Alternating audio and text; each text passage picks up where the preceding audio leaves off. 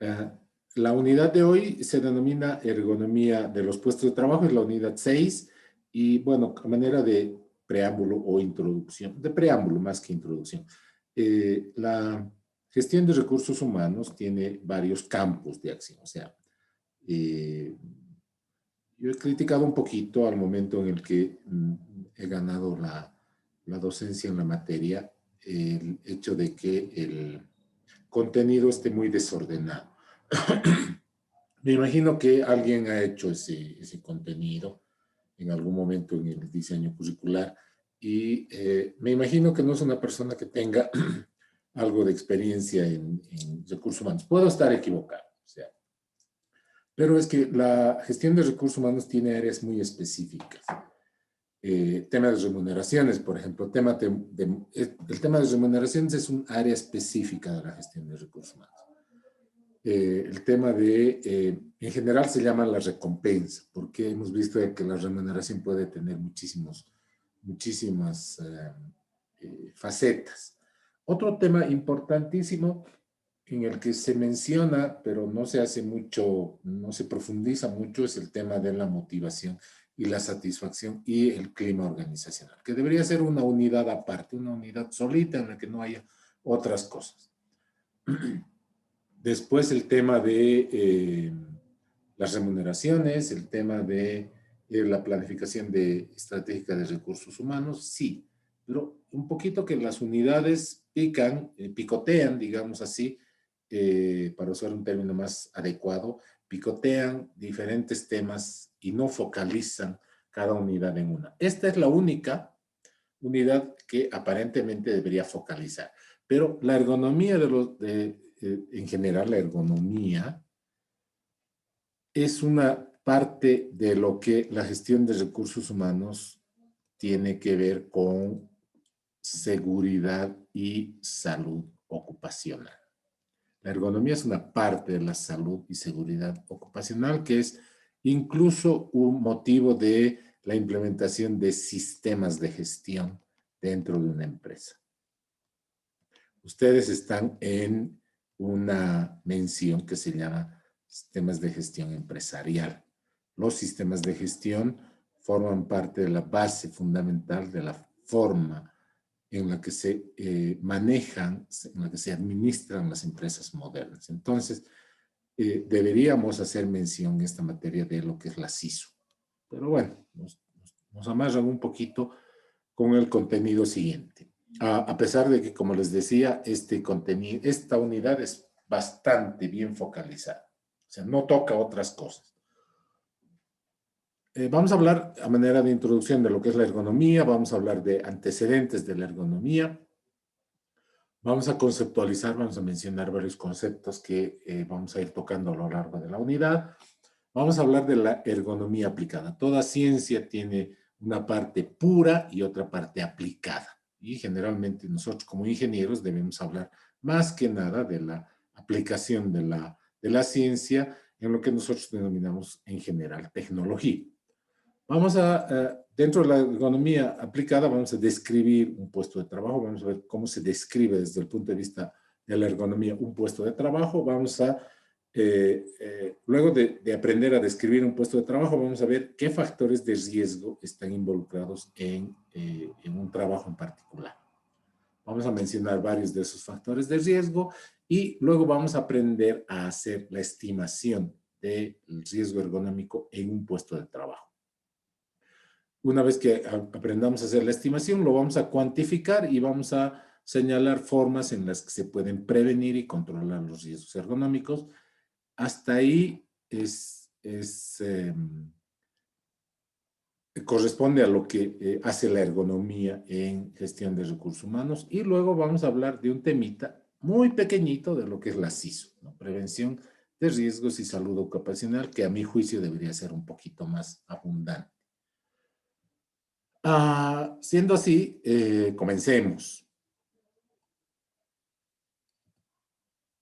La ergonomía es el conjunto de conocimientos científicos aplicados para que el trabajo, los sistemas, los productos y los ambientes laborales se adapten a las capacidades y a las limitaciones físicas y mentales de la persona.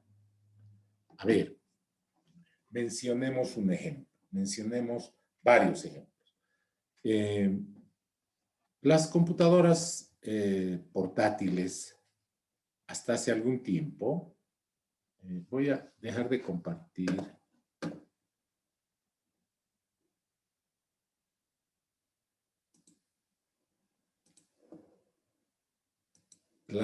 La presentación para compartir mi pantalla porque quiero navegar en internet y mostrarles algunas cositas.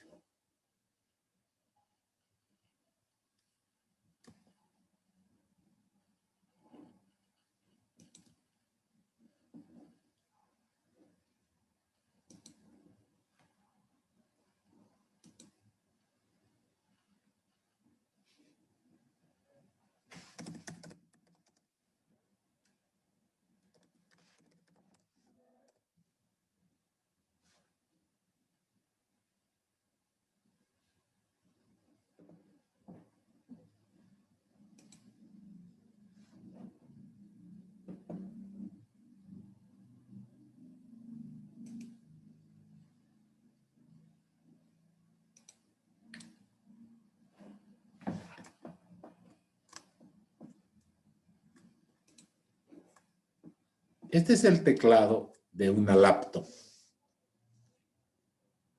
Me voy a conectar como un asistente a la reunión para que ustedes no tengan que decirme si se está viendo o no se está viendo, ¿ok?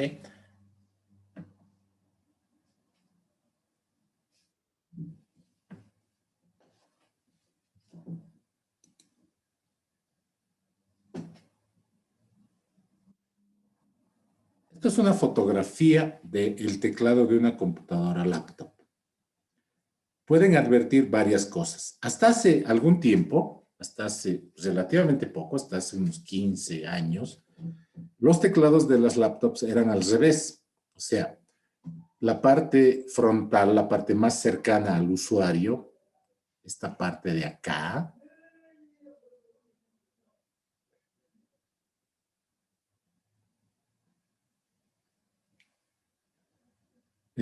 estaba generalmente aquí arriba.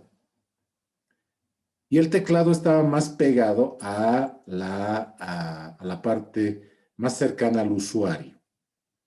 No sé si se dan cuenta de lo que estoy tratando de decir. Voy a utilizar mi trazador.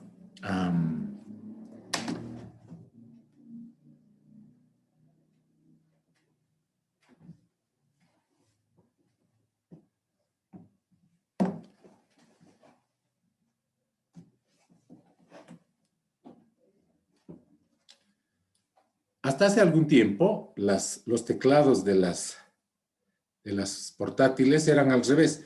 Esta parte de acá, de lo que es el teclado propiamente dicho, estaba aquí. Y esto estaba aquí arriba. Hasta hace unos 15 años las cosas se han invertido. ¿Por qué? ¿Por qué se han invertido? ¿Por qué dirían ustedes que se han invertido? Hasta la configuración que tienen las portátiles actuales. Y en este caso, una pregunta más. ¿Por qué creen ustedes que esta cosita, que es el equivalente del ratón en una portátil, está, en este caso, más lateralizada hacia la izquierda? ¿Alguna opinión?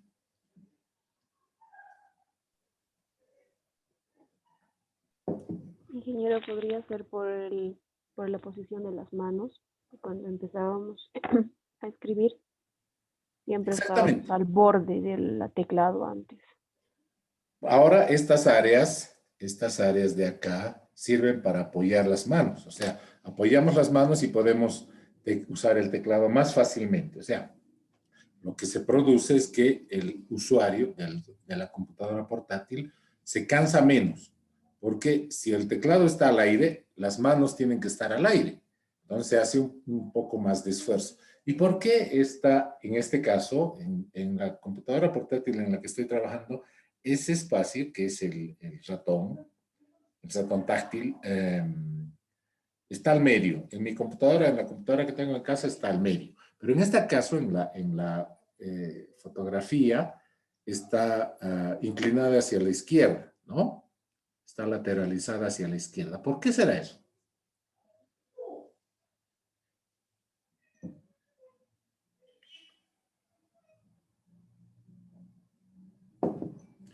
Este teclado, el que estamos viendo en la imagen, está diseñado más que nada para el uso de una persona diestra, para una persona que utiliza la mano derecha, ¿no?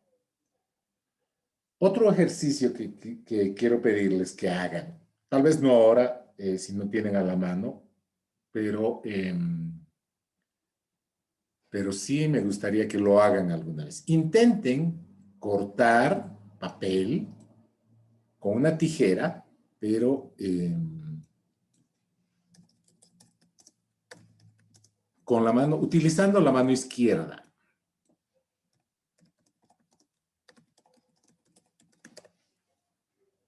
Para una persona zurda, utilizar las tijeras que nosotros, que somos derechos, lo utilizamos con mucha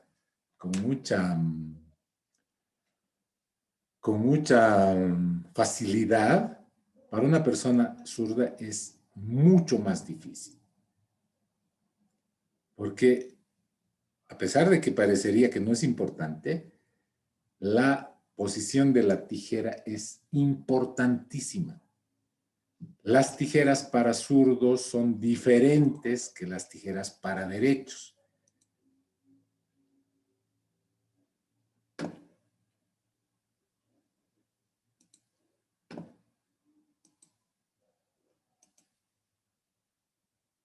Parecería que no es importante, pero intenten. ¿Hay alguna persona que sea zurda entre mis alumnos? ¿Alguno de ustedes es zurdo? Ariel, Elia, Careli, Elizabeth, Ibar Zabaleta. Ibar Zabaleta es derecho, por si acaso. ¿Ningún No, zurdo? ingeniero, pero mi hermanito es zurdo, así que puedo dar fe de las tijeras. Le cuesta harto cortar. Le cuesta harto. Entonces, la idea de de la ergonomía, en ese sencillo ejemplo, es que la ergonomía es una disciplina que busca que, de alguna manera, a través de un trabajo científico, busca que el trabajo, los sistemas, los productos y los ambientes se adapten a las capacidades de las personas, pero también se adapten a las limitaciones físicas y mentales de la persona. En la clase presencial, yo pongo un ejemplo patente de esto. Y es que ustedes han debido ver que lamentablemente es muy complicado explicar esto. Imaginémonos que este es el asiento de las sillas que hay en las aulas. Generalmente tienen una parte en la que se escribe en este lugar, ¿no? Pero aquí en el asiento hay una cosita así, una hendidura. O sea, la parte del asiento no es plana, no es completamente plana. Tiene unas partes que se amoldan, se adaptan a la forma que tenemos todos en el cuerpo, en esa partecita especial. ¿Por qué es eso?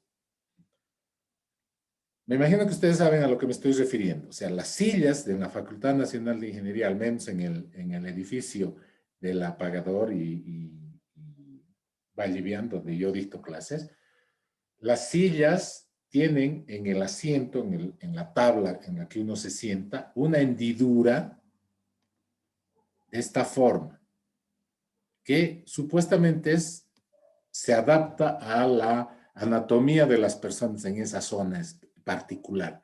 ¿Por qué creen? ¿Qué uso tiene eso? ¿Es simplemente decorativo o tiene alguna finalidad?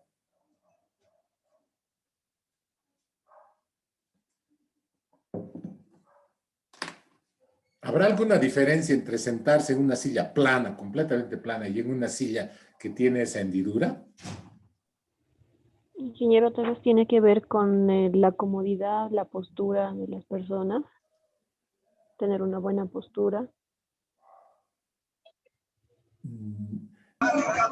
No me estoy refiriendo a la imagen, sino a lo que he dibujado. Voy a implantar, voy a descartar. Voy a añadir una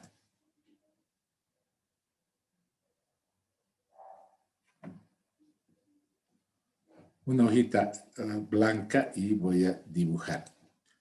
Las sillas en la facultad, no sé si en el SUD serán así, la verdad, honestamente, no sé si en el SUD serán así, pero sí puedo dar fe que las sillas en el edificio donde yo dicto clases son así. Esta es la parte del espaldar, estas son las patas. Y en esta parte, donde uno se sienta, tiene una hendidura, ¿sabes? Con alguna máquina especial, le han hecho una hendidura. ¿Se dan cuenta de lo que estoy hablando? La pregunta para ustedes, ¿será lo mismo sentarse en una silla que tiene esta hendidura que sentarse en una silla completamente plana?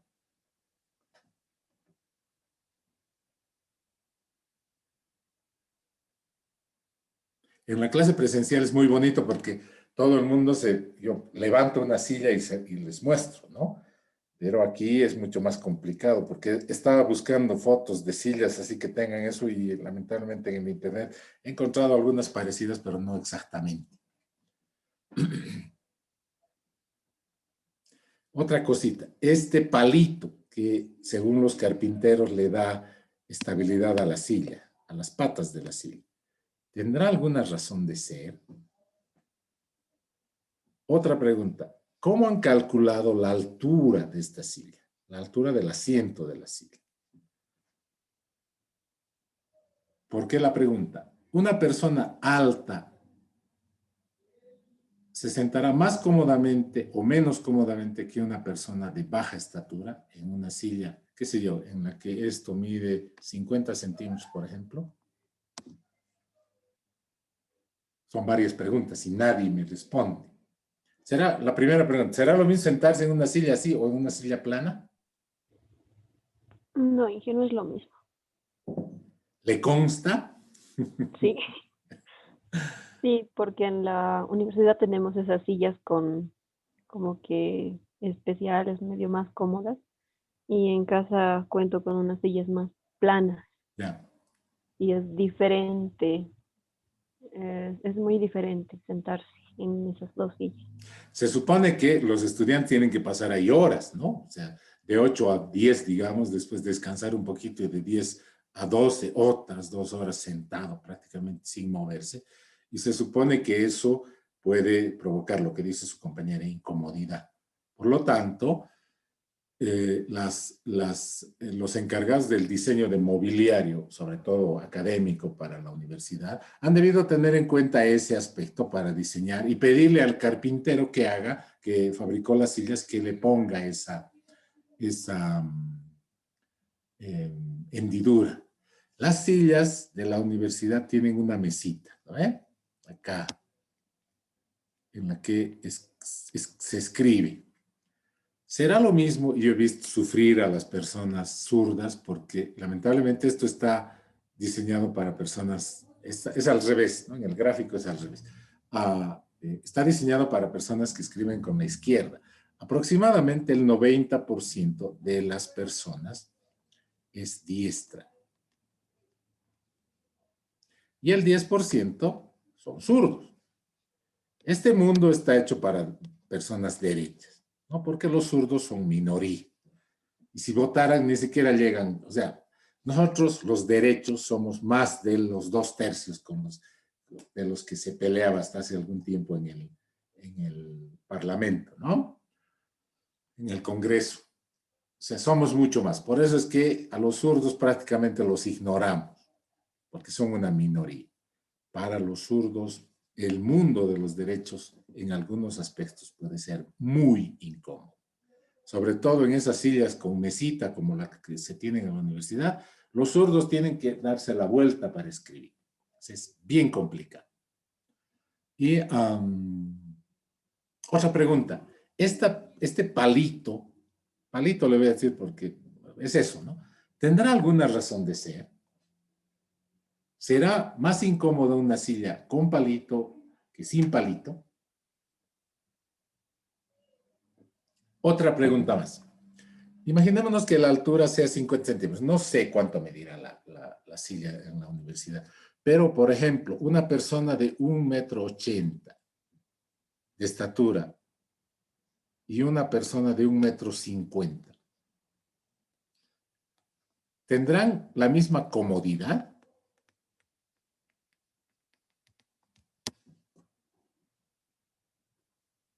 ¿Cómo es que han calculado esta altura?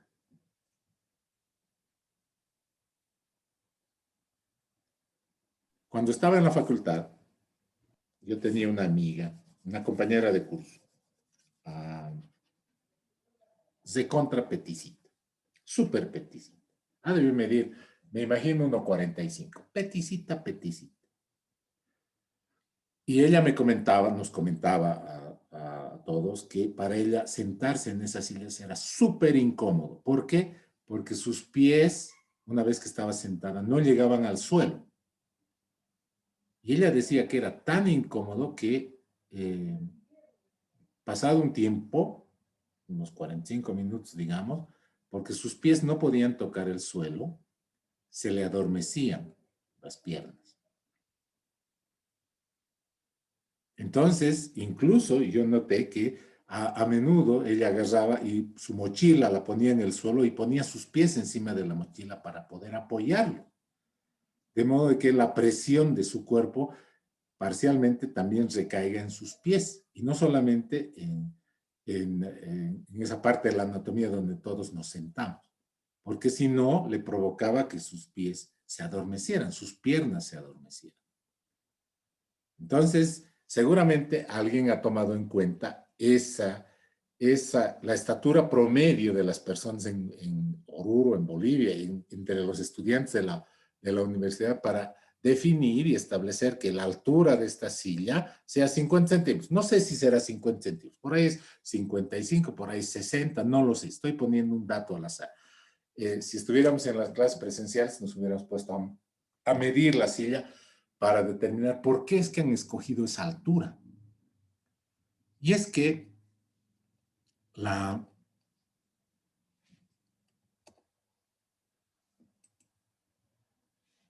ergonomía es una disciplina científica que trata de adaptar, que busca adaptar el trabajo, los sistemas, los productos y los ambientes a las capacidades y a las limitaciones físicas y mentales de la persona. La ergonomía es el conjunto de conocimientos de carácter multidisciplinar. Fíjense que la ergonomía es multidisciplinaria, porque está ahí aspectos tan básicos como, por ejemplo, la carpintería, la iluminación, la fisiología, es decir, la forma en la que el cuerpo funciona, la anatomía, la forma y dimensiones del cuerpo humano. Por eso es multidisciplinar. Aplicados para la adecuación de los productos, de los sistemas y los entornos artificiales a las necesidades, a las limitaciones y a las características de las personas que los van a utilizar para darles eficacia, seguridad y bienestar.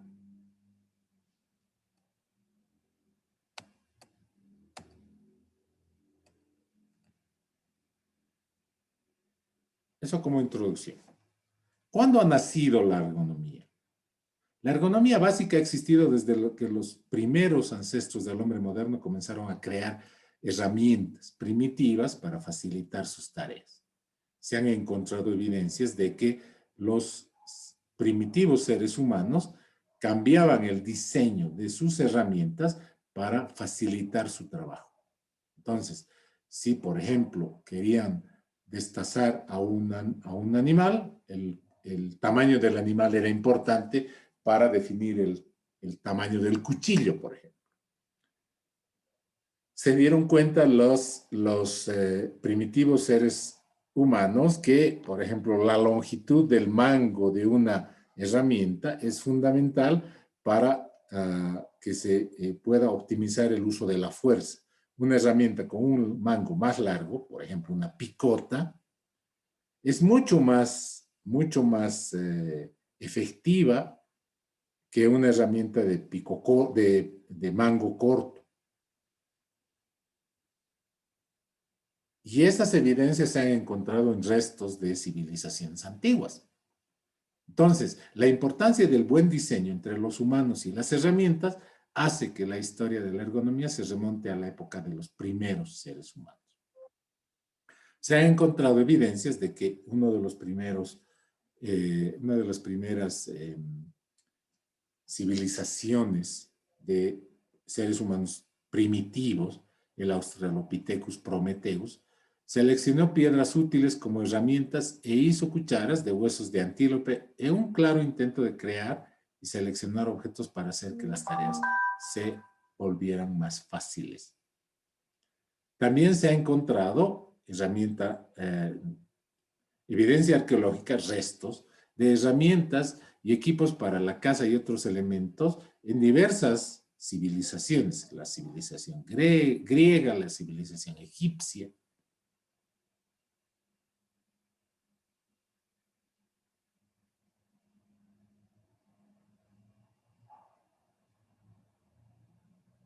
Todos podemos encontrar evidencias de que la ergonomía es algo que se utiliza siempre.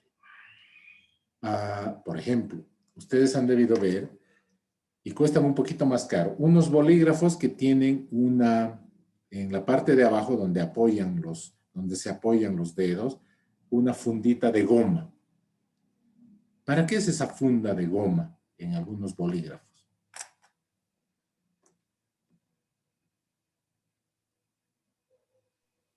Para poder sostener bien el bolígrafo y ¿Solamente sostener? también para comodidad. ¿Solamente para comodidad? Una vez a mí me castigaron cuando estaba en colegio. A mí y a mis compañeros, a varios compañeros, a escribir creo que 1000 veces alguna oración, ¿no? Como la de Bart Simpson, no debo insultar al profesor, no sé, alguna cosita de esas, ¿no? Ya ni recuerdo la frase. Lo único que me acuerdo es que después de terminar, porque teníamos que escribir eso y recién podíamos irnos a casa. O sea, nos quedamos castigados todos ahí, creo que a las 7:30 de la noche, recién pudimos irnos a casa, ¿no? Y lo único que recuerdo, ya ni recuerdo la frase, ni recuerdo qué profesor, ni recuerdo qué año era, pero lo único que me acuerdo es que cuando terminé, en el dedo medio, que es donde personalmente yo apoyo el bolígrafo, había un hueco. O sea, una hendidura en mi dedo. Ustedes saben a qué me refiero, porque les ha debido pasar lo mismo a ustedes. Entonces, esa gomita lo que procura no solamente es que uno tenga un buen agarre, no se deslice el bolígrafo, etcétera, pero también tiene la misión de proteger esa parte del dedo. Yo he visto a mucha gente sostener el bolígrafo de muchas formas, ¿no? Hay gente que apoya sobre su dedo medio, hay gente que apoya sobre el dedo anular, hay gente que no apoya, hay gente que agarra el bolígrafo como si fuera un martillo. He visto a mucha gente escribir desde todo tipo, de toda forma. Pero la mayoría de las personas apoya el bolígrafo o el instrumento que está utilizando para escribir sobre la última falange del dedo medio. Y esa es, cuando estamos en colegio, incluso yo he visto a chicos y señoritas que hasta desarrollan callos ahí. ¿Por qué se desarrolla un callo? Es la forma que el cuerpo tiene de proteger al cuerpo de la presencia repetitiva de algo que es muy duro y puede lastimar la piel. Entonces el cuerpo desarrolla un callo como una forma de responder a ese estímulo. Entonces, la famosa gomita del bolígrafo lo único que está haciendo es tratar de que en el cuerpo no se desarrollen callos, porque los callos pueden producir infecciones, pueden producir dolor, pueden producir deformaciones. Entonces, si ustedes se fijan, la ergonomía está presente en muchos aspectos de nuestra vida. El diseño de los elementos con los que interactúa el ser humano se cambia constantemente para tratar de que haya mayor armonía entre el objeto y el cuerpo y su funcionamiento para hacer que el trabajo sea más óptimo, más eficiente. Los primeros conceptos, ya desde un punto de vista científico de la ergonomía, fueron publicados a mediados de los 1900. Y partieron porque la industria era el lugar, la instancia en la que se podían hacer investigaciones respecto de la ergonomía para tratar de facilitar el trabajo. Desde el punto de vista de la persona que diseña un ratón, por ejemplo, de computadora que se amolde a la forma del cuerpo, etcétera, la idea es captar el interés del usuario hacia un objeto que no solamente le brinde comodidad, sino se adapte a su cuerpo. El fabricante no lo hace por un interés médico, por un interés de pensar en las personas. El fabricante diseña un elemento bonito por dinero. Los industriales no van a cambiar la forma en la que las herramientas están diseñadas para que el trabajador se sienta más cómodo, esté más sano. No. Los industriales van a hacer cambios en la forma de los elementos que están involucrados en la producción para que el trabajador produzca más y ellos puedan ganar más dinero. Con la revolución industrial, en 1800, las máquinas como las hiladoras y las fábricas que elaboraban acero, fueron cambiando, fueron siendo mejoradas para mejorar los procesos de trabajo. En la acerería Bethlehem, Taylor, que es llamado uno de los padres de la administración moderna, incrementó dramáticamente la producción de cada trabajador en las tareas de paleo. Antes, este es señalado por muchos libros de texto como el primer estudio científico de la ergonomía y su impacto en la industria. Este señor Taylor se fijó que para todos los procesos bueno, esa es la palabra, palear. Palear, es decir, mover un objeto o un conjunto de objetos utilizando una pala, a eso le vamos a llamar palear, para todos los procesos de paleo, de diversos materiales que se usaban en la industria del acero, se utilizaba la misma pala.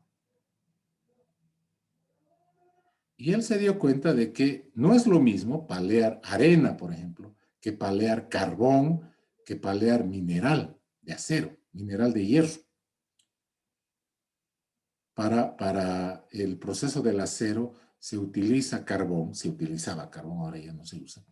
Se utiliza el mineral de hierro, que es fundido y es procesado para producir el acero.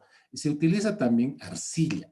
La arcilla se utiliza para darle mayor solidez al acero, ¿no? Entonces, eran diversos materiales que se manejaban con la misma pala. Y este señor Taylor comenzó a investigar y a cambiar no solamente el tamaño de la pala, sino su forma. Y aquí vemos el resultado de sus investigaciones. Él fue cambiando no solamente la forma de la pala, sino también el tamaño de la pala. Algunas palas fue alargando el mango y registraba la cantidad de material que podía apalear una persona en gráficas como las que ustedes pueden ver. Y se dio cuenta de que con una longitud del mango de la pala, la productividad era mayor. Si acortaba la pala, la productividad bajaba, y si el largo de la pala, del mango de la pala era más grande, también la productividad bajaba. Entonces él agarró y dijo, esta es la longitud de la pala para este tipo de material. Para, por ejemplo, mineral, este es el tipo de material. Esta es la longitud del mango de la pala. Y después comenzó a jugar un poquito no solamente con el largo del mango, sino con la forma. Palas redondas, palas con borde recto, palas más alargadas, y también poniéndoles mango. Y hizo este tipo de gráficos. Entonces le decía a una persona, a ver, con mango, ¿cuánto puedes apalear? Sin mango, con pala redonda, con pala de borde recto, etcétera. Y se dio cuenta de que las palas para apalear diversos tipos de materiales debían ser diferentes. Entonces, él hizo la primera intervención de lo que es la ergonomía aplicada. La ergonomía aplicada se dedica a modificar, adaptar la forma de los elementos que están involucrados en la producción para que se adapten a las limitaciones, a las capacidades del cuerpo para hacer el trabajo más eficiente.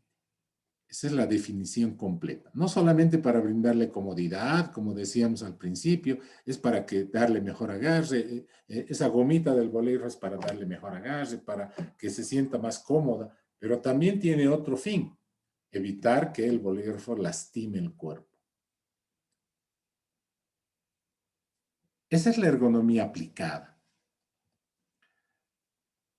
Pero no solamente a las herramientas. Por ejemplo, Frank y Lillian Gilbert, que tenían una fábrica de ladrillos, fueron modificando el tamaño de los ladrillos. Ellos se preguntaron en algún momento, ¿cuál es el tamaño ideal que debe tener el ladrillo? ¿Por qué el ladrillo tiene ese tamaño?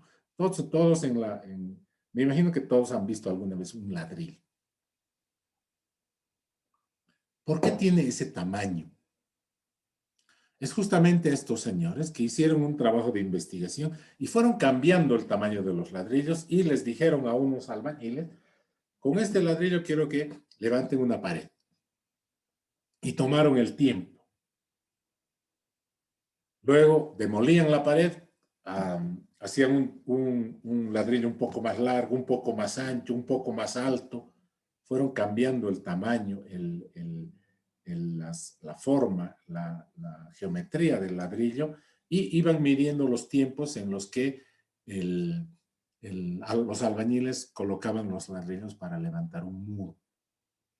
Y se dieron cuenta de que el tamaño del ladrillo, sus dimensiones, influían directamente en la velocidad en la que el albañil podía colocar los ladrillos para levantar un muro, y también influía en el ritmo con el que el albañil se cansaba.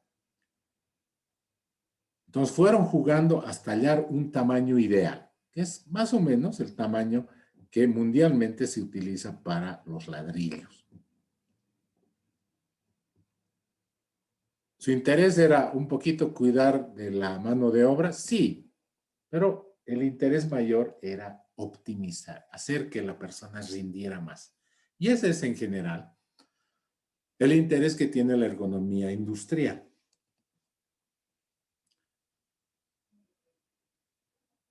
Sin embargo, de esos estudios previos, se considera la Segunda Guerra Mundial como el principio real del estudio de la ergonomía. La Segunda Guerra Mundial se ha llevado a cabo como una conflagración en la que intervinieron muchos países entre 1939 a 1945.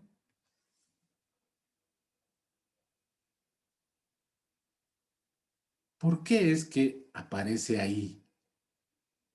Y los libros de historia señalan que ese es el principio real del estudio de la ergonomía.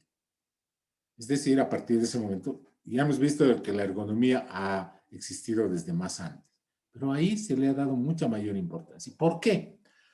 Porque durante esa época, sobre todo en Estados Unidos, la mayoría de las personas jóvenes se fue a la guerra. Pero se necesitaba que los aparatos de producción siguieran funcionando. ¿Por qué? Porque había que garantizar que el país siguiera activo. O sea, se seguían fabricando vehículos, se seguían fabricando muebles, se seguía fabricando todo. Es más, ahora tenía que fabricarse también material bélico, cañones, armas, municiones, aviones. Y como los varones ya no estaban, a esas fábricas comenzaron a entrar las mujeres. Y se dieron cuenta de que la productividad de la mujer era muy diferente que la productividad del varón. ¿Por qué? Porque en los Estados Unidos, en esa época, la diferencia anatómica entre los varones,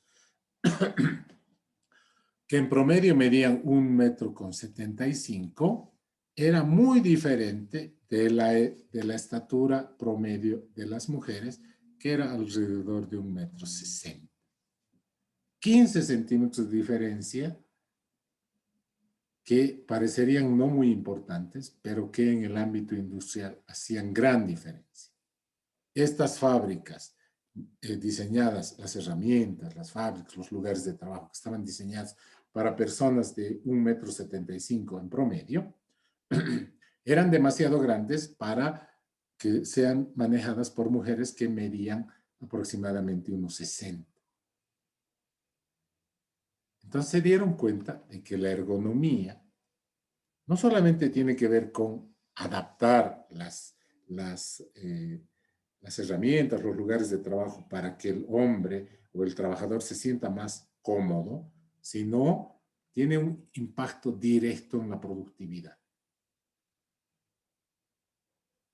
Y comenzaron a se comenzaron a emplear no solamente a personas expertas en el campo de la carpintería, de la fisiología, etcétera, sino también de la psicología. Y es ahí que se toma en cuenta las características cognitivas humanas. Las características cognitivas humanas tienen que ver con la forma en la que los seres humanos captamos la realidad. La realidad se percibe a través de los sentidos, pero no solamente a través de los sentidos, sino de la forma en la que el cerebro comprende los mensajes, las señales que son recibidas desde los sentidos. Por eso es que se considera que la Segunda Guerra Mundial, el periodo constituido entre la Segunda Guerra Mundial, 1939, señala el nacimiento de la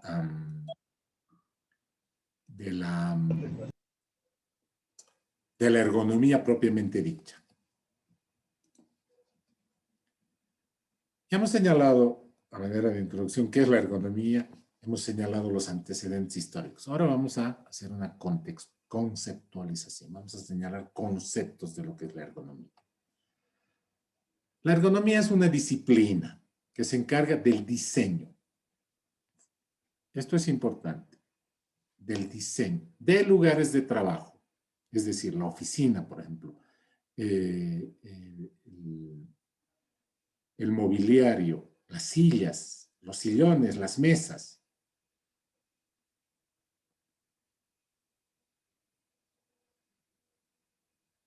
La iluminación, el sonido,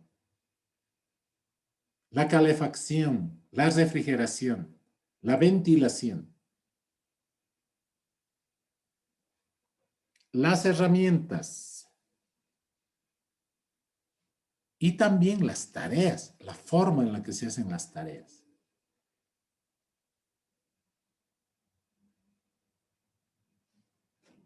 Carelli, en el colegio en el que estaba usted, ¿cuánto duraba un periodo de clases? 1 hora más o menos, creo. 1 hora más o menos, no le creo. 1 hora y media, ahora ha debido ser. No me recuerdo muy bien. Hace muchos años, hace como 20 años que usted ya dejó el colegio. No me Eli, recuerdo. en su curso, en su colegio, ¿cuánto duraba un periodo? O sea, generalmente una materia son 2 periodos, ¿no? Las clases que tenemos nosotros son 2 periodos. 2 periodos de 45 minutos, en realidad. ¿En su curso cuánto era? En colegio. Más o menos igual, y de 40 a 45 minutos, 3 periodos, ya sea mañana o tarde, y recreos o recreos. ¿Cómo es que se ha medido eso? Alguien ha debido decir que los periodos sean de 1 hora o de 1 hora y media, o no, que sean de 2 horas.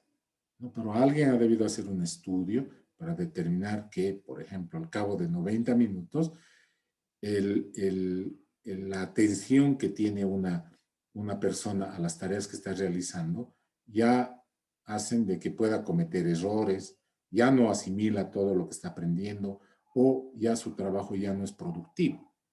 Entonces, la ergonomía también se ocupa de diseñar, de establecer cómo deben ser las tareas que realice una persona. ¿Para qué se hace ese diseño? Para que coincidan con las características fisiológicas. ¿Qué es la fisiología? Es la forma en la que el cuerpo funciona.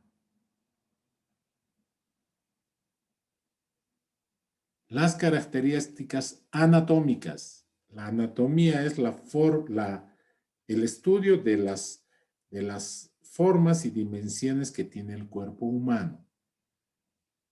El largo del brazo, por ejemplo, el largo de las piernas, el largo de los dedos, el largo de la mano, el ancho de la mano.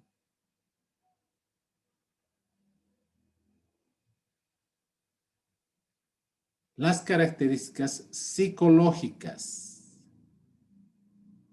la capacidad de poner atención, el impacto de la luz, del color de las paredes en las personas y en general de las capacidades de los trabajadores que se verán involucrados en la utilización de esos elementos, los lugares de trabajo, las herramientas y las tareas. ¿Para qué? La ergonomía busca la optimización de los 3 elementos del sistema. Esos 3 elementos interactúan entre sí. Ya vamos a ver un gráfico adelante, más adelantecito. Esos 3 elementos interactúan entre sí. Esos 3 elementos son el humano, la máquina y el ambiente. O sea, la idea es optimizar esta relación. ¿Optimizar en qué sentido? Para tratar de que haya mayor armonía y la mayor armonía se traduzca para el industrial en una producción mayor. Ergonomía deriva del griego ergon, trabajo, y nomos, ley. Entonces, desde el punto de vista del análisis del origen de las palabras, ergonomía denota la ciencia del trabajo. La ergonomía es una ciencia, es una disciplina orientada sistemáticamente. Y actualmente tiene un ámbito mayor. O sea, no solamente está aplicado al ámbito industrial, sino también a todos los aspectos de la actividad humana. Podemos encontrar intervenciones ergonómicas en muchos aspectos, en muchos elementos con los que tropezamos cotidianamente. Por ejemplo, un cepillo de dientes.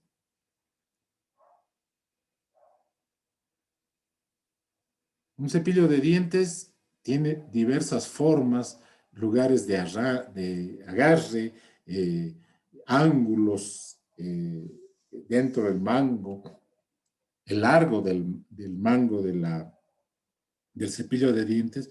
¿Para qué? Para hacer que el trabajo del cepillado de dientes sea lo más eficiente posible.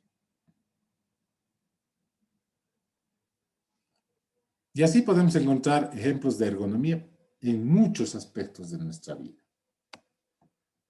La ergonomía es una disciplina científica relacionada con la comprensión de las interacciones entre los seres humanos. Aquí dice hombre, debería decir seres humanos, porque los seres humanos estamos integrados por hombres y mujeres. Y los elementos de un sistema y la profesión que aplica teoría, principios, datos y métodos de diseño para optimizar el bienestar humano, pero también y sobre todo el desempeño del sistema. Este es un sistema que interactúa generalmente en un ámbito industrial.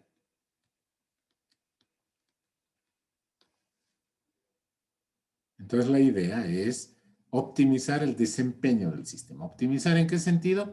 De que se produzca más.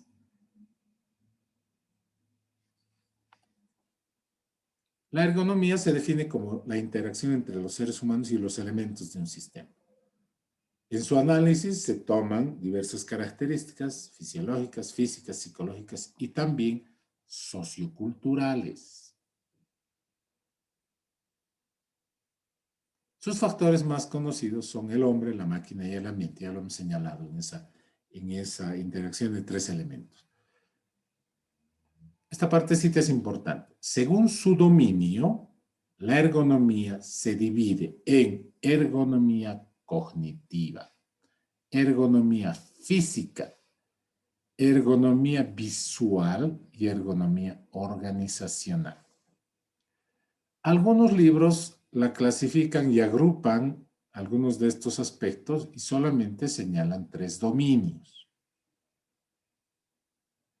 Otros, como los textos a los que generalmente yo señalo como bibliografía, hablan de tres dominios de la ergonomía. La ergonomía cognitiva estudia los procesos mentales. La ergonomía física estudia la adaptabilidad física. La ergonomía visual se relaciona con la búsqueda del mejor rendimiento visual de los trabajadores en la oficina. Y la ergonomía organizacional estudia la optimización de los sistemas desde el punto de vista psicotécnico. Profundicemos un poquito. ¿Qué objetivos tiene la ergonomía? Disminuir el riesgo de lesiones o accidentes, disminuir los errores y el tener que rehacer un trabajo, disminuir los riesgos ergonómicos, disminuir las enfermedades laborales. Es decir, es obvio que en el manejo de una herramienta, no sé, les voy a señalar un ejemplo claro. ¿Alguna vez ustedes han tenido ampollas en las manos por hacer un trabajo, por agarrar una escoba, por ejemplo?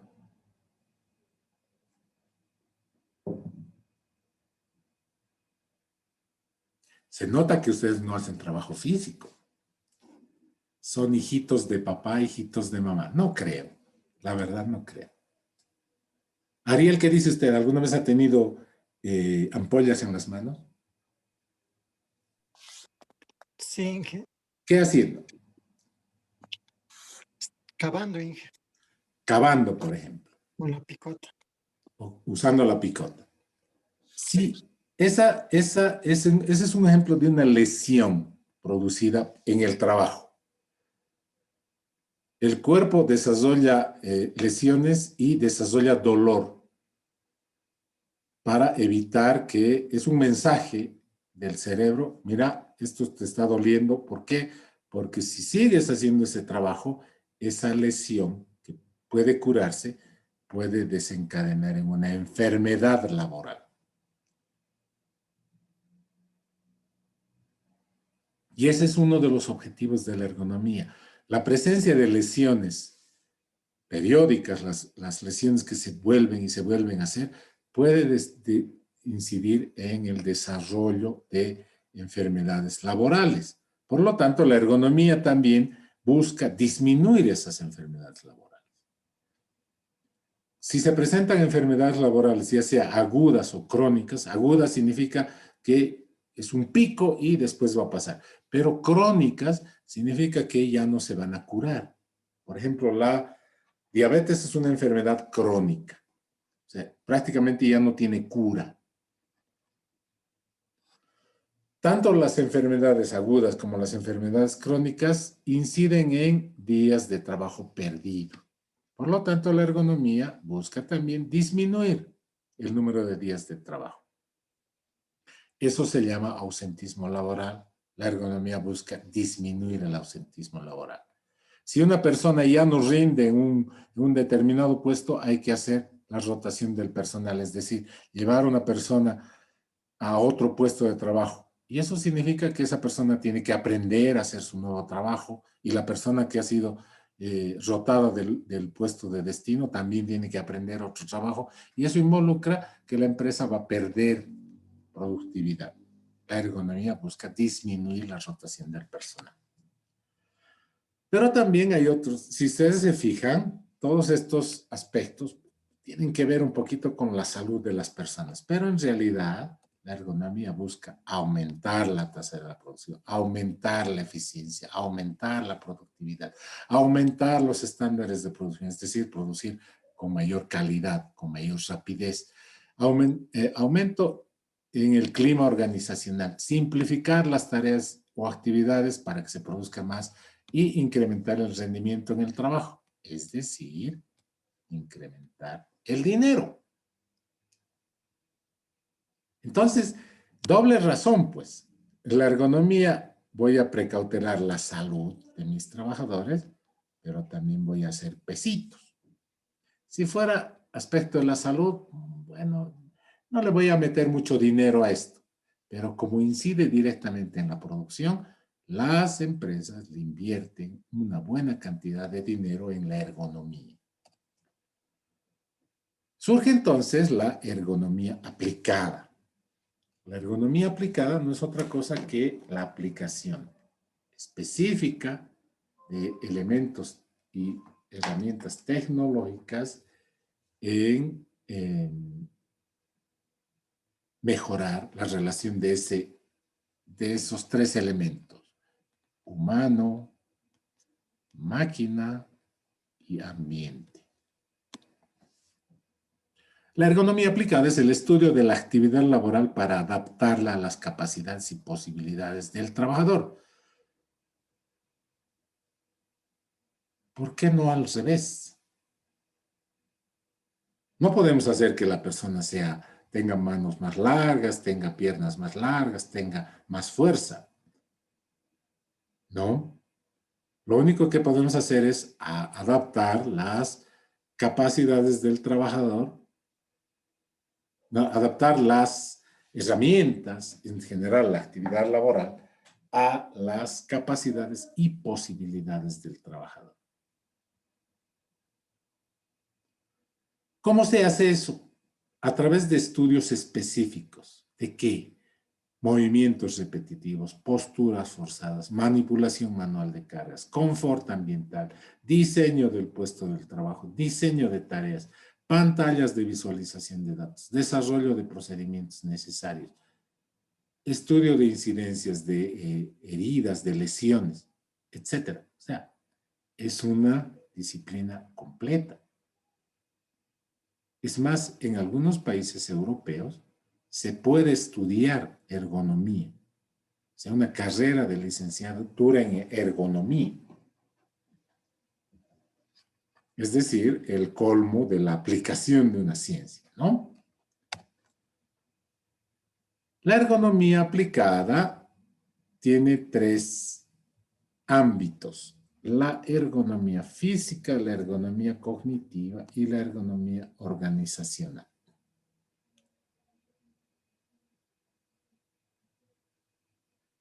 La ergonomía física busca minimizar el disconfort físico. El disconfort físico proviene de cargas físicas. Y si no se controlan, producen daño. La ergonomía cognitiva intenta, trata, busca reducir el disconfort mental. El disconfort mental proviene de la incidencia de cargas mentales. El disconfort mental, si no se controla, produce daño. Y la ergonomía organizacional busca minimizar el disconfort psíquico. El disconfort psíquico proviene de la aplicación o el sufrimiento de cargas psíquicas y si no se controlan, produce daño. Ah, interesante.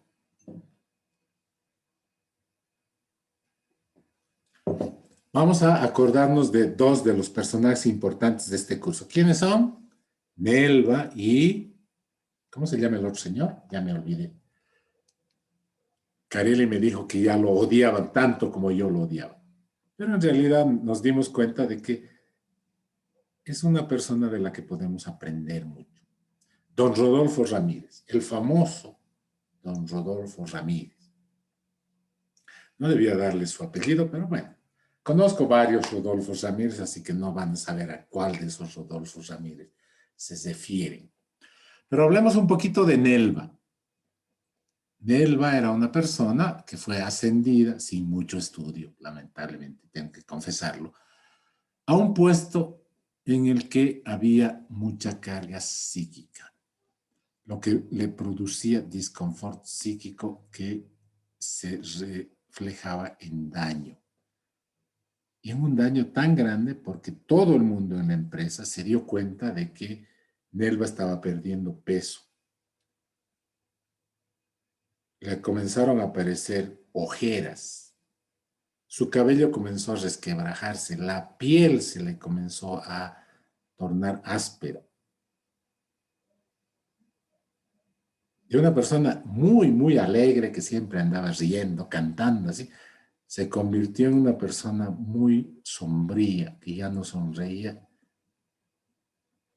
Y tanto es así que mucha gente, sobre todo las secretarias, que generalmente se ocupan de la vida de los demás, comenzaron a lanzar el rumor de que estaba embarazada. Cuando vieron de que no engordaba, cambiaron el rumor. Dijeron, sí, estaba embarazada, pero ha perdido a su bebé. Y ella se dio cuenta. Lo peor es que en una empresa pequeña, porque no era una empresa muy grande, todo termina sabiéndose tarde o temprano, ¿no? Y eso hizo que la carga psíquica fuera todavía mayor.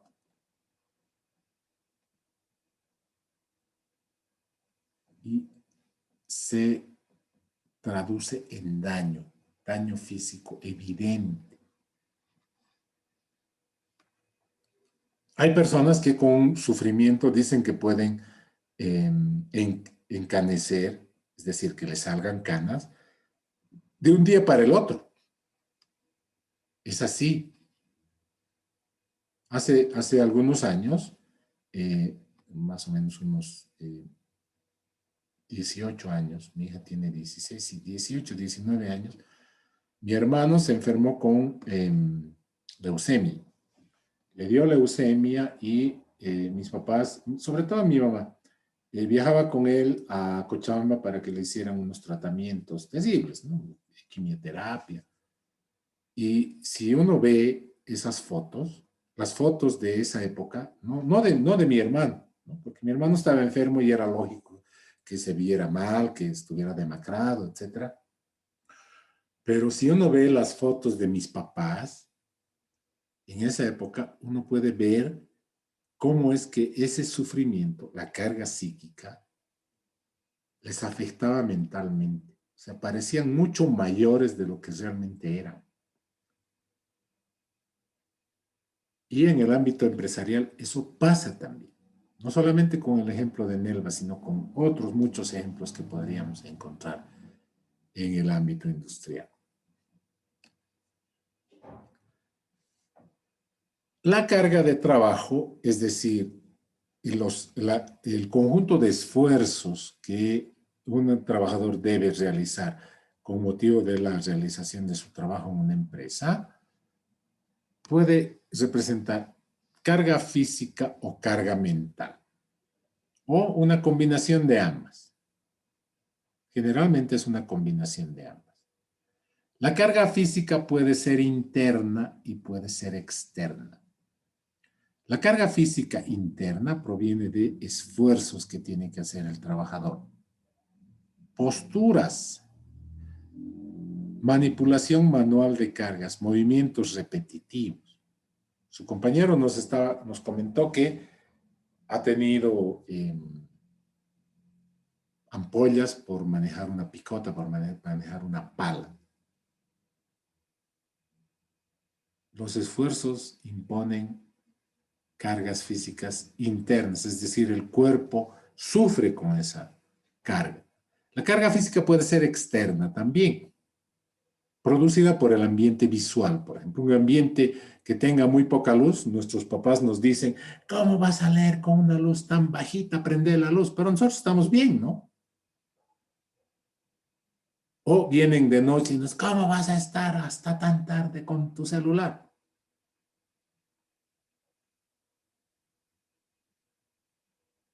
O nos escuchan cuando estamos con nuestros audífonos, yo hablando como si fuera un hijo, ¿no? Yo ya soy papá, así que yo soy el que sufre del otro lado de la historia.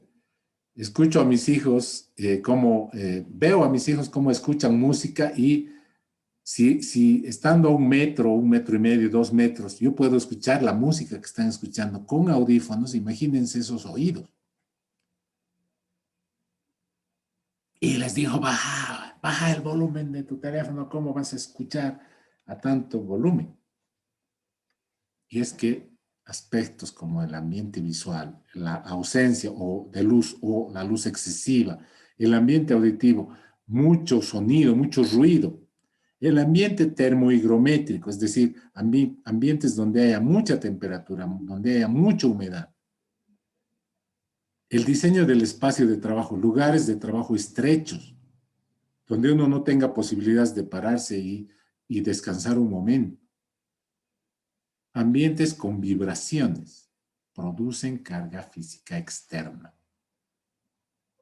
En analizar el impacto de estos esfuerzos en el cuerpo humano, en la salud del trabajador y minimizarlos, se dedica a la ergonomía física.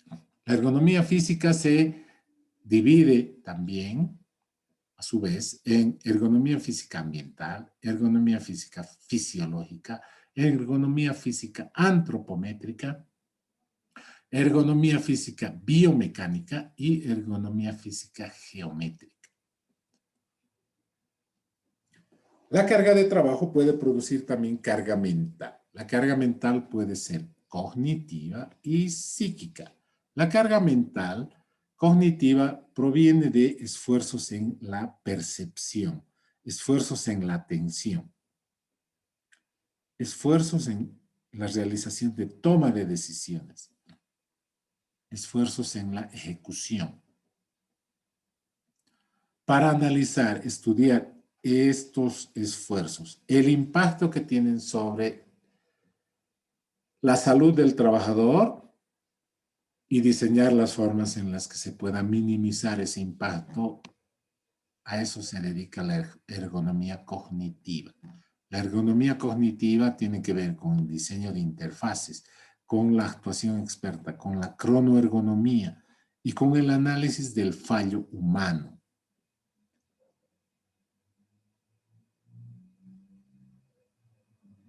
La carga mental puede también ser psíquica. La carga mental psíquica puede provenir de aspectos como el estrés, la fatiga y la violencia laboral. La violencia laboral no quiere decir que dos trabajadores se agarren a puñetes, ¿no?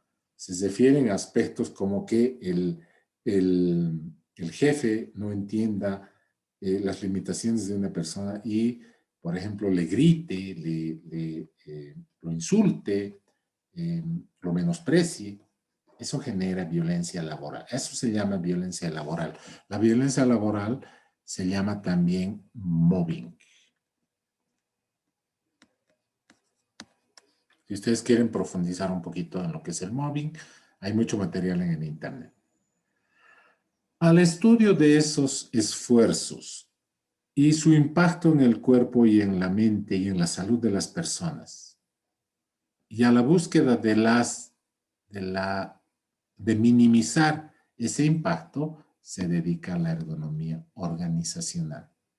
La ergonomía organizacional se subdivide en psicosociología aplicada y la macroergonomía. Sigamos. ¿Cómo se parte entonces del análisis? Primero tenemos que saber qué hace realmente el trabajador. Y eso se hace describiendo su puesto de trabajo. Si describimos su puesto de trabajo, vamos a saber si tiene que trabajar en un ambiente ruidoso, si tiene que trabajar en un ambiente con vibración, si tiene que trabajar todo el tiempo sentado, si tiene que trabajar prestando atención a una pantalla, por ejemplo, un controlador aéreo, los que controlan el tráfico aéreo, tienen que estar permanentemente viendo pantallas, ¿no? Entonces, lo primero que tenemos que hacer es describir el puesto de trabajo. ¿Cómo se describe el puesto de trabajo? A través de, ya lo hemos hecho más antes, conocer el objetivo del puesto. Esto es fundamental. ¿Qué funciones tiene que realizar la persona que ocupa ese puesto para que el objetivo del puesto sea alcanzado? ¿Qué tareas y actividades componen esas funciones? ¿En qué condiciones de trabajo se tienen que llevar a cabo esas funciones? Por ejemplo, yo les había comentado que soy inspector de riesgo y prerriesgo para temas de seguros. Trabajo en una empresa de seguros que se llama Fidentia y he prestado mis servicios para diversas empresas de seguros. Por ejemplo, una empresa de seguros quiere asegurar una fábrica, una maquinaria, y primero tienen que saber a qué riesgos está sometida esa maquinaria, esa fábrica, y en base a eso tratar de calcular cuánto sería la prima de seguros. Un seguro, en general, para que ustedes lo sepan, una breve explicación. Si yo tengo un bien que quiero preservar, por ejemplo, mi vehículo, es obvio que ese objeto está sometido a ciertos riesgos. Mi vehículo puede ser chocado, puede ser robado, puede ser vandalizado. Una fábrica, por ejemplo, puede ser objeto de robo, puede ser objeto de un incendio, una inundación.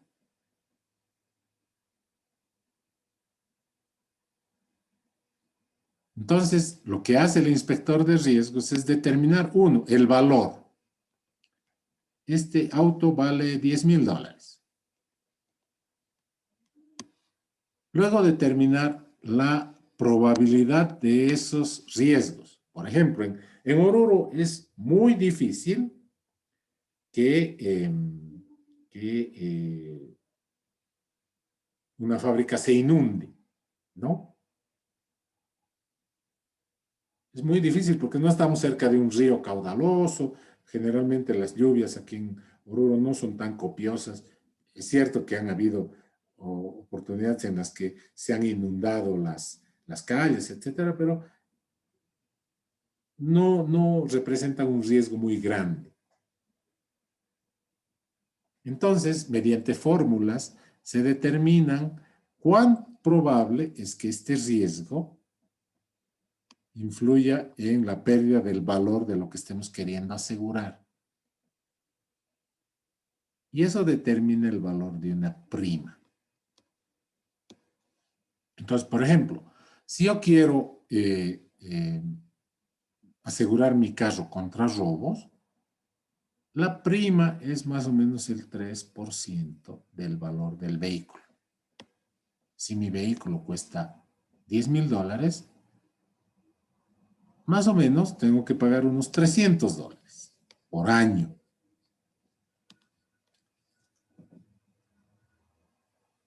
Con eso protejo mi vehículo contra el riesgo de que me roben.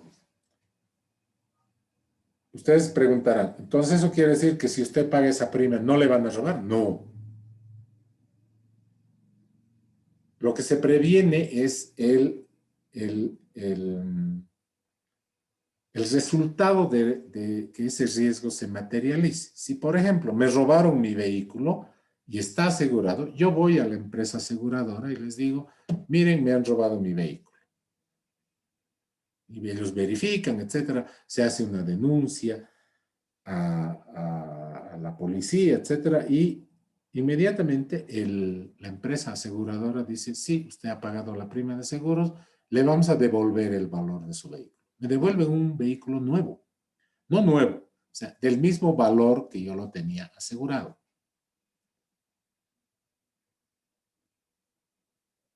Me dedico a eso y una vez me mandaron a una empresa que se llama Campo Margarita. Es el lugar donde en el norte de Tarija se produce el gas que nosotros exportamos a la Argentina y al Brasil. La sala de máquinas de Campo Margarita es un ambiente de unos, no sé, unos 300, 400 metros cuadrados, donde están todos los aparatos que recogen las señales eléctricas de un campo que debe medir unas, no sé, unas 10 hectáreas, como unos, tal vez un poco más, unas 20 hectáreas, unos 20 manzanos. Y todas las señales de sensores, de maquinaria, de instrumentos, etcétera, se envían a esa sala. Es una sala donde hay muchos aparatos eléctricos. La temperatura en cualquier época del año dentro de ese ambiente es de aproximadamente 45 grados centígrados. Por lo tanto, nadie puede estar dentro de ese ambiente por más de 2 horas. Nadie. Para entrar a ese ambiente, uno tiene que estar con 2 botellas de agua. Y los guardias registran la hora de entrada. Y si uno no sale a las 2 horas, entran a buscarlo, lo sacan y le dan un castigo. Lo pueden sancionar, incluso lo pueden despedir de la empresa. ¿Por qué? Porque hay riesgo inclusive de vida, ¿no? Si una persona se queda ahí 2, 3, 4, 5 horas, se puede morir. Entonces, cuando estamos describiendo un determinado puesto de trabajo, tenemos que enumerar todas las condiciones de trabajo. Puede ser que en un determinado trabajo el trabajador tenga que trabajar a una temperatura de 45 grados centígrados. Pero imaginémonos el trabajador de una empresa que produce carne, un frigorífico. el trabajador probablemente tenga que trabajar a una temperatura de menos 20 grados centígrados, que produce efectos muy diferentes en el cuerpo, pero también tienen que ver con riesgos. Una vez que hemos enumerado las condiciones de trabajo, extractamos de ahí los factores de riesgo. Y finalmente determinamos qué tipo de relaciones tiene el trabajo para determinar el otro componente, es decir, la carga mental y la carga psíquica. Hemos descrito el puesto de trabajo, pero eso no es suficiente. ¿Por qué? Porque hay una diferencia, y esta partecita me gustaría que me comprendan bien, porque esta es la parte importante. Terminamos esto y terminamos la clase, pero quiero que me entiendan bien. Generalmente en el estudio de la descripción del puesto de trabajo, la mayoría de las personas describe algo que se llama la tarea prescrita.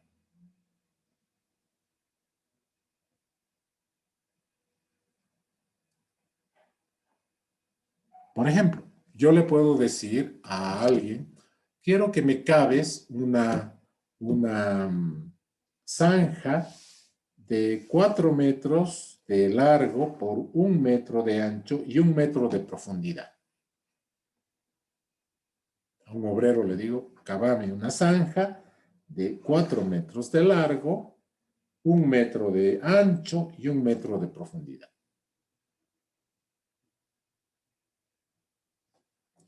Le doy una orden explícita y espero que la zanja esté bien hecha. Por ejemplo, los bordes estén perfectamente verticales,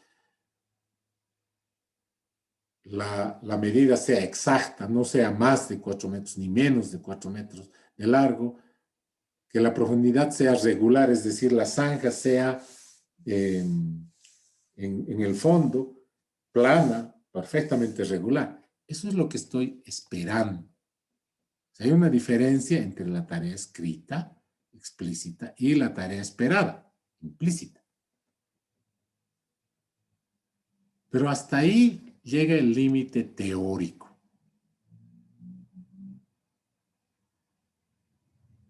De ahí hay una diferencia entre lo que el trabajador ha recibido como orden y lo que él entiende o lo que él comprende.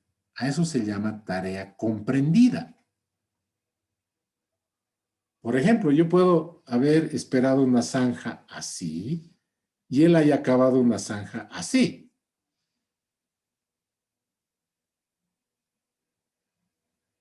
Ah, pero te dije que la zanja debe medir 4 metros por 1 de ancho por 1 de profundidad. Sí, señor. A ver, mediremos. 4 metros de largo, 1 metro de ancho, 1 metro de profundidad. Está. Ah, pero es que yo quería que esté en este sentido. Ah, no me ha dicho.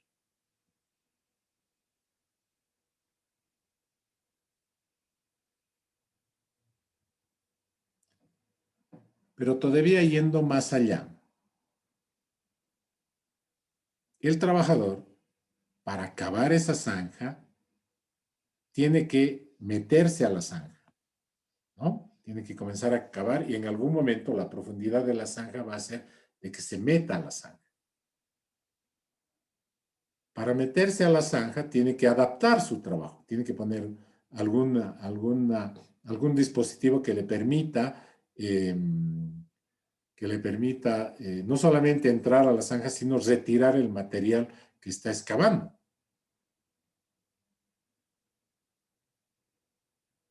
Y además, se le pide que el material que está sacando lo lleve a 20 metros de distancia.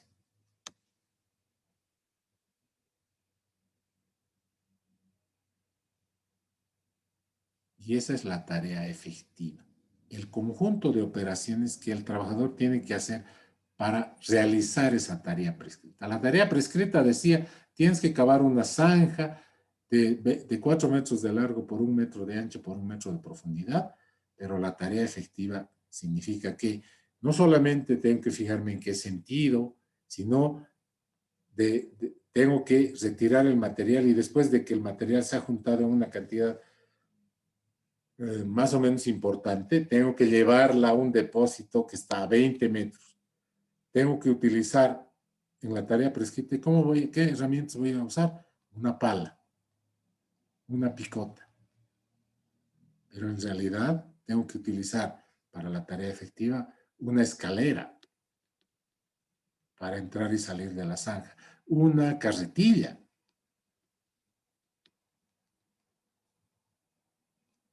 Tengo que utilizar sombrero porque voy a cavar a la luz del sol.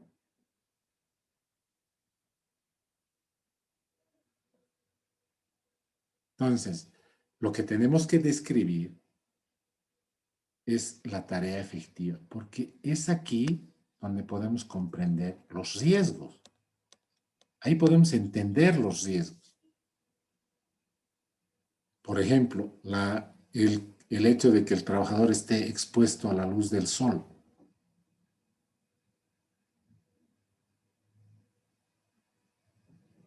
¿Qué pasa si el material es suave? No es lo mismo cavar en un terreno bien apisonado que en un terreno de siembra, por ejemplo. La tierra para siembra es una tierra mucho más suelta. Ahí es imposible cavar una zanja de 1 metro de profundidad. En tierra laborable, en tierra fértil, es imposible cavar una zanja de 1 metro de profundidad. ¿Por qué? Porque las paredes se van a derrumbar. Peor si tenemos que trabajar en arena. Entonces, hay el riesgo de que las paredes se derrumben y, por ejemplo, si la zanja fuera más profunda, pueden sepultar al trabajador. Entonces, lo que se tiene que describir para entender los riesgos es la tarea efectiva. La tarea efectiva significa que el analista, el que está haciendo el análisis, tiene que probablemente estar en el lugar para palpar la calidad del trabajo, tocar las herramientas que va a utilizar para darse cuenta de qué riesgos están involucrados en la realización de esa tarea. Terminemos aquí. Son las 9:30 y la próxima clase, entendiendo bien de qué cosa es la tarea efectiva, vamos a dar nuestros primeros pasos en lo que es el análisis ergonómico. Si tienen alguna pregunta, estoy dispuesto a responderles y si no, nos despedimos para que sigan ustedes con sus actividades.